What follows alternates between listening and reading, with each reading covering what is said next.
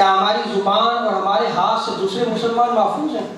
ہم تو کوئی موقع نہیں جانے دیتے، ہم غیبت بھی کرتے ہیں، چغلی بھی کرتے ہیں، ہم بدخوئی بھی کرتے ہیں، ہم گالیاں بھی نکالتے ہیں جب ہمارے خلاف بات آئے، ہمارے ساتھ کوئی اختلاف کر جائے تو ہم اس کو جو ہے وہ مارتے پیٹتے بھی ہیں، ہم اس کو تو دار اسلام سے خارج کرنے کے پر جو ہے وہ تل جاتے ہیں۔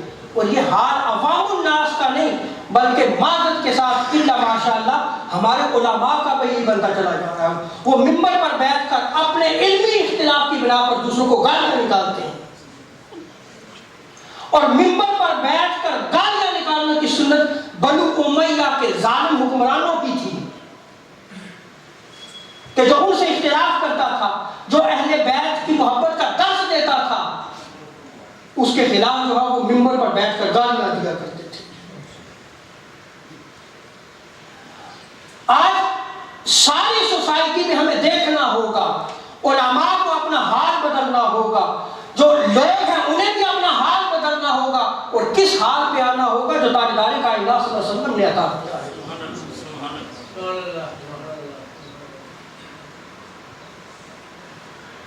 بلکہ اسلام تو تمام انسانیت کے لیے امن و آشتی کا دین ہے۔ اسلام تمام انسانوں کے لیے، وہ کسی بھی مذہب کا پیروکار ہو، ہم تو جو ہے وہ ہمارے ساتھ جو اختلاف کریں ہم اس کو مسلمان نہیں تصور کرتے، لیکن اسلام کا ویژن دیکھیں کہ وہ کسی بھی مذہب کا پیروکار ہو، کسی بھی مذہب کو ماننے والا ہو۔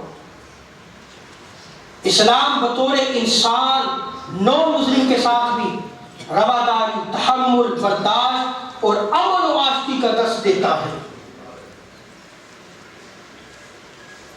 حضرت عبداللہ بن عمر بن عاص رضی اللہ تعالیٰ عنہ روایت کو نقل کرتے ہیں، مسند احمد بن حنبل میں اس روایت کو نقل کیا گیا۔